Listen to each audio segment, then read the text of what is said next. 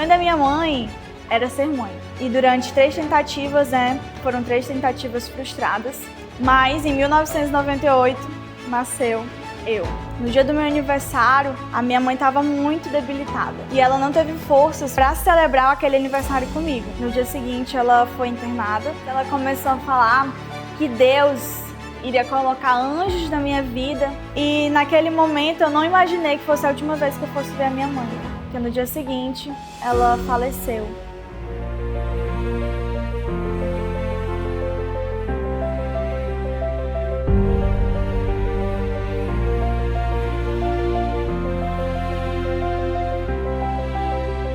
E quando a minha mãe faleceu, eu decidi, aos 12 anos de idade, que eu seria médica. Então as pessoas olhavam para mim e perguntavam o que eu queria ser quando crescesse.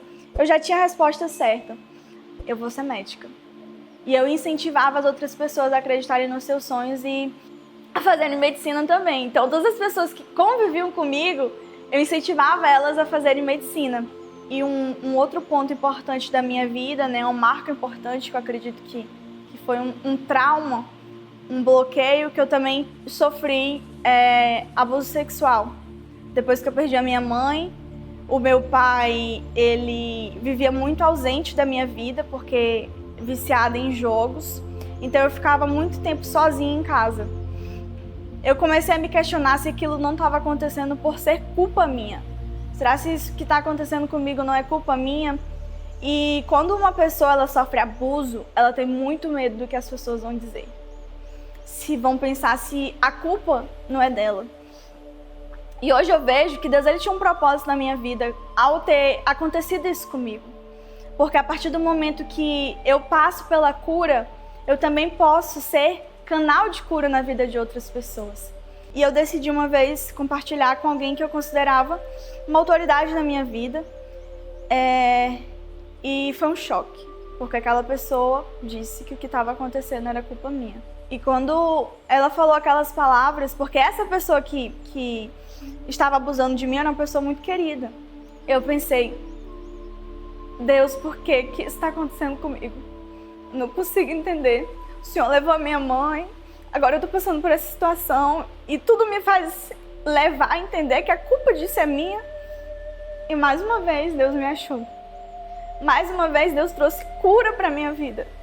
Então, segui a vida, perdoei essa pessoa, consegui liberar perdão para essa pessoa, liberei essa pessoa da minha vida. Quando a gente não perdoa, quem é mais marcado por isso somos nós.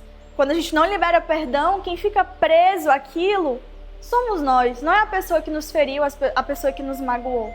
Durante muito tempo da minha vida também sempre tive muita mágoa do meu pai, porque eu já tinha perdido a minha mãe. Ele também tinha me deixado sozinha. Eu pensei, ele poderia ter sido um pai mais presente. Ele nunca me maltratou, nunca fez nada de ruim comigo. Mas eu percebi com os anos que eu também estava sendo órfã de pai. Às vezes você olha para a vida de uma pessoa e não imagina o que ela passou para chegar até ali. Às vezes a gente julga, mas não imagina o que tem por trás de toda aquela história. Então, um outro ponto importante é que eu também decidi perdoar meu pai. Eu não tinha uma relação de proximidade com meu pai, então a gente se falava só o básico necessário. E aquela ausência dele de viver dentro de jogos, de ter esse vício de ficar jogando baralho, Ele trabalhava durante o dia e quando chegava à noite ele saía de casa para ir jogar. Eu entendo hoje que ele também tinha um vazio dentro dele, mas perdoei, decidi perdoar o meu pai também. E do momento que eu decidi perdoar meu pai, pela ausência dele, de estar acontecendo tudo aquilo na minha infância, na minha adolescência, ele não tá ali, eu não poder contar com ele, eu decidi perdoar. E a partir do momento que eu decidi perdoar, eu consegui gerar um novo relacionamento com meu pai, de ter proximidade, de hoje ele ligar para mim e me pedir um conselho, de hoje ele ligar para mim e desabafar sobre algo, de hoje eu conversar com ele e dizer, pai, eu te amo, porque eram palavras que eu não conseguia dizer e ele também não conseguia falar para mim. Ele sempre falava, o papai te ama, mas nunca tinha chegado para mim e dizia, minha filha, eu te amo, que tem total diferença você falar e chegar nos olhos de uma pessoa e dizer que você ama ela. Então, a partir do momento que eu decidi perdoar, muitas coisas mudaram na minha vida. Quando eu estava no ensino médio, eu sempre estudei em escola pública, mas quando eu estava no ensino médio, a minha irmã, juntamente com meu pai, decidiu me colocar numa escola particular para que eu pudesse ter uma qualidade de estudos melhor, e eu sou muito grata a isso. Comecei a estudar porque eu sabia o que eu queria muito fazer medicina, queria muito mesmo. Eu sabia que eu não tinha condições nenhuma de pagar uma faculdade particular, tendo em vista toda a minha circunstância financeira. Quando eu estava no 3º ano do ensino médio, não tinha mais condições de pagar a escola, ia sair da escola.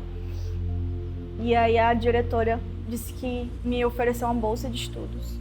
Então eu vejo isso como um presente, uma dádiva do Senhor. Então eu continuei na escola, recebi uma bolsa de estudos.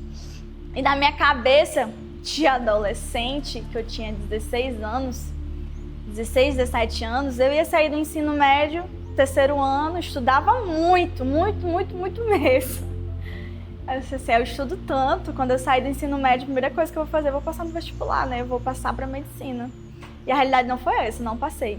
Mas não desisti, decidi não desistir, estudei mais um ano, não consegui passar mais uma vez. E nesse meio termo, né, muito nova, conheci o meu esposo aos 15 anos de idade e aos 18 anos casei. Então, 18 anos casei, não tinha conseguido ainda entrar na faculdade dos sonhos. Na minha cabeça, a gente faz todo um projeto, né? Então, na minha cabeça, eu ia passar de primeira no ensino médio para medicina e eu ia casar só depois que eu formasse. Não passei em medicina, casei, foi tudo o contrário do que eu tinha imaginado. Mas Deus, ele tem um propósito para todas as coisas. Não passei e eu já estava cansada de estudar, então decidi fazer engenharia civil na UFAC. Eu passava em todos os cursos, menos em medicina. Fui fazer engenharia civil, fiz, gostei do curso, mas não me via naquilo. Não me via completamente realizada naquilo. Então, com um ano de faculdade, eu decidi trancar mais uma vez, né? E voltar a estudar para passar em medicina. Mais uma vez, voltei a estudar para o Enem, não passei. Foram 5 anos tentando. Até que, quando eu estava prestes a desistir, eu já não aguentava mais. Eu disse assim, já se passaram 5 anos. Não é possível que isso seja para mim. Talvez Deus tenha algo diferente para minha vida. Talvez isso seja algo que eu quero, mas não o que Deus quer. Eu prestei o vestibular mais uma vez da Uninorte. Eu não sei por que eu vou fazer isso, porque eu não vou ter condições financeiras de pagar essa faculdade. E aí o Everton, meu esposo, disse, vai, faz. Fiz, passei em primeiro lugar no vestibular. E aí e agora, né? E as portas se abriram, consegui financiar a faculdade e lá estava eu. 5 anos depois, cursando medicina, realizando meu sonho, vendo a mão de Deus em tudo na minha vida e sabendo que Ele tinha um propósito para tudo. Que meu sonho era fazer medicina na faculdade federal. Eu já tinha viajado para outros estados tentando passar no vestibular e não passava em nenhum. Entrei na faculdade, entrei na Uninorte e eu sei que Deus, ele tinha um propósito para mim naquele lugar.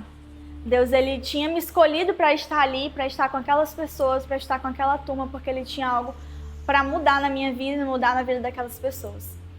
Hoje, né, tô no 5º ano da faculdade, ano que vem eu me formo. Só Deus mesmo para me sustentar e para me fazer alcançar esse sonho. Ano que vem, essa realização desse sonho, ela se concretiza 100%, né? Então eu sou muito grata a Deus por tudo que Ele tem feito na minha vida. Como a palavra de Deus diz, né? Nem olhos viram, nem ouvidos ouviram, nem jamais passou na mente humana o que Deus, ele tem preparado para os seus filhos.